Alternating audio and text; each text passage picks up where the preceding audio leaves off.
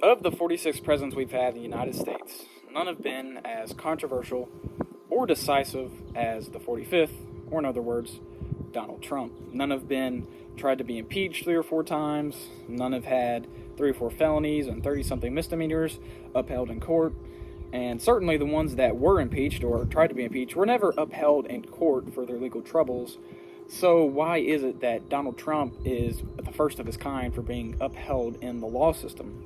Well, I think a reason for this and for his controversy is that people forget to take a step back and look at politics as a whole when they're looking at Donald Trump, or even just against their own beliefs.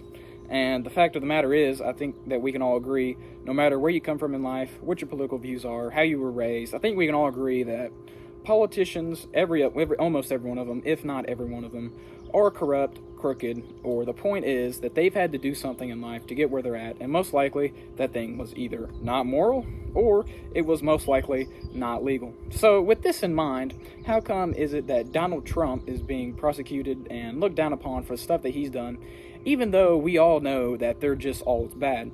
And I feel like that's a very good question, but it is also a question that can be answered from events that have happened in the past. More specifically, since Donald Trump was just almost assassinated, we can look at other assassinations that share resemblance to him and most likely draw a conclusion to what happened. Now, the assassinations I'm talking about are the assassinations of MLK, Dr. Martin Luther King Jr., and JFK, who was assassinated, as we know, both of them were.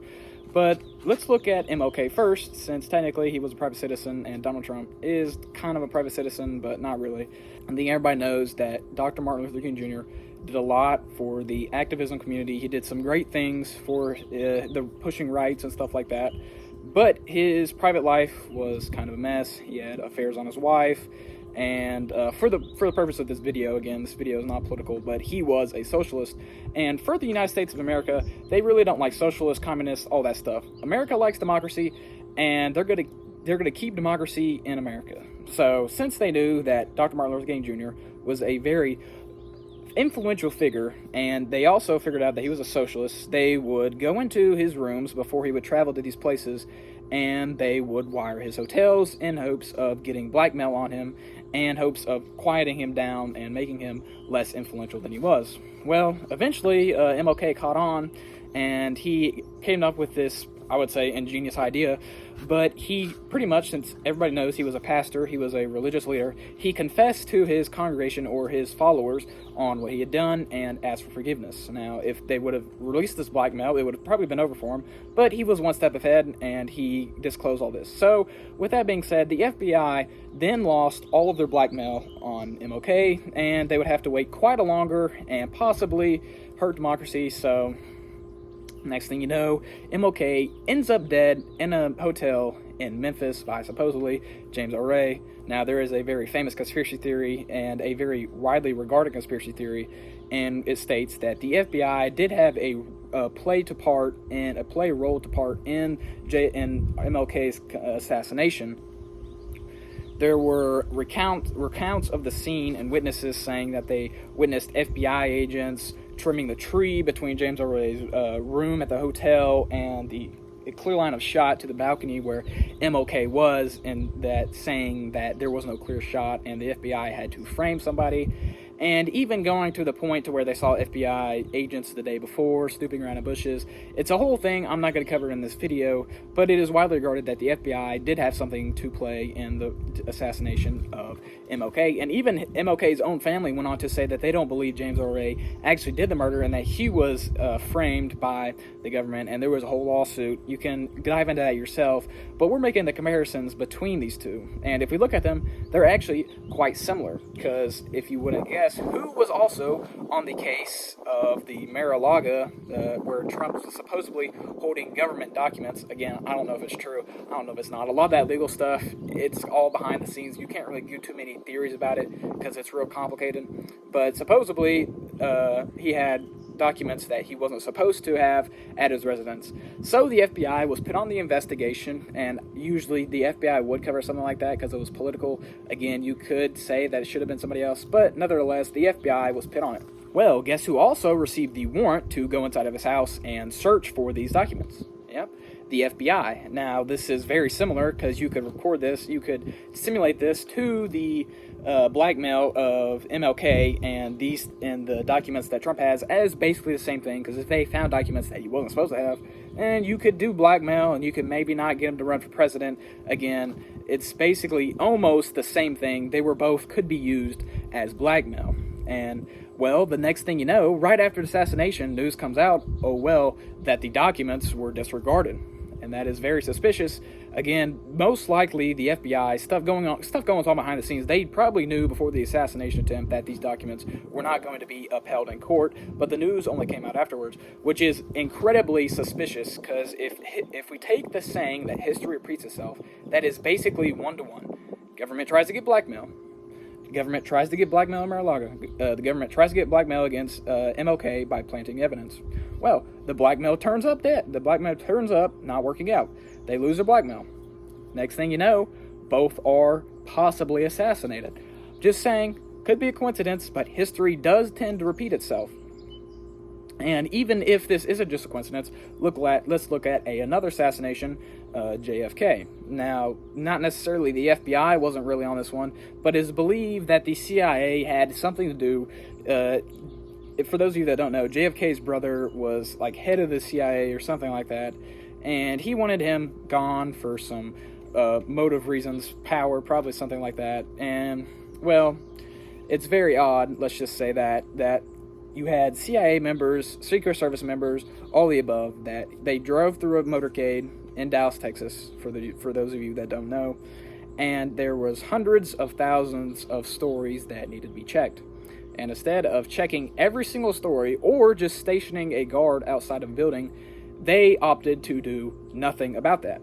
And well, the next thing you know, if the president isn't protected, well, he's probably going to end up dead. And even going on past the point, okay, well, they were just being lazy. Maybe they didn't have the resources. There was members driving the motorcade. Instead of a Secret Service, they were actually 2 CIA members sitting in the front seat. And instead of speeding up and trying to get the president to safety or rushing him to a hospital, they slowed down when the shooting started. And this, upon other things, leads a very popular conspiracy theory that the CIA had to do something with the JFK assassination. Now, what does all this have to do with the Trump assassination?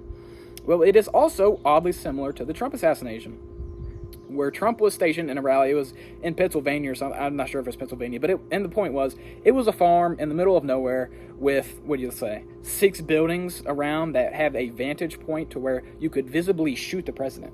So you would think that the best bodyguard team in the entire world to protect one singular person would have enough common sense to at least set up a guard by each building to make sure that no one perched on the site, and to make sure that Donald Trump, there was no clear line of shot to Donald Trump. Well, guess what? I guess they didn't, and just like the JFK assassination, when you don't take measures, he ends up getting assassinated. And it's just very odd, because any other time they would take incredibly precautions and stuff like that. But if someone wants you gone, as I said, they're going to get you gone. And I'm not saying necessarily that these agencies are underneath it. It could be a more underlying cause. So let's take a look at why someone would want to do this. Well, as I've already mentioned in a previous video, Joe Biden is not looking too bright of a candidate right now. He most likely, I'm not saying he does, he most likely has a form of onset dementia, or he's in early stages of dementia. And when you have a president running and with no signs of him being replaced, well, and that has dementia, your voting odds aren't looking too good. So, I'm not saying that Joe Biden necessarily was the one that sanctioned the assassination, but could it be, I think a lot of people forget that these parties are private organizations. They say they're nonprofit. I guarantee you that these organizations are making money. They have money. They fund these politics, and there's something going on. The organizations, the parties, are the ones in control. So if we take this into consideration and say that these two parties are actually the ones in control and not the current candidates, and that they've been at each other's necks for roughly the past 200 years. What's to say that they want to still stay in power and for their own political motives? Again, not saying that either party is correct, hold your own political beliefs, but these two parties both done some wrong things, morally wrong things. As I said, all politics are crooked, screwed, not done morally right things, done something illegal. But these two parties, what's to say that they wouldn't do something extreme to hold their power for their own beliefs, to keep themselves in control? Now, I'm not saying that the Democrat Party sanctioned Trump's assassination, but if we look at the assassinator, right, I haven't covered this guy yet. Hardly ever does assassinator work alone. It's just very difficult, a lot of stuff to get past, a lot of funding to go in, and you have to know quite a bit of people.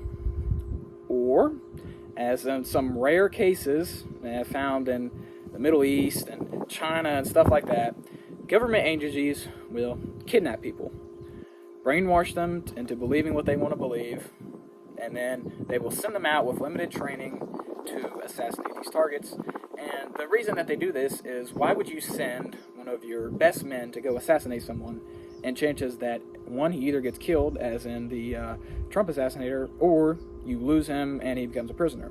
Makes no sense. It'd be a lot easier to send somebody that is untrained, that you kidnapped, off the side of the streets, and then to send them, and if they do assassinate him, great, you spended no resources. But if he doesn't, and he ends up dead, as in such as the one that we saw here, well, you didn't lose too much, and you just try again.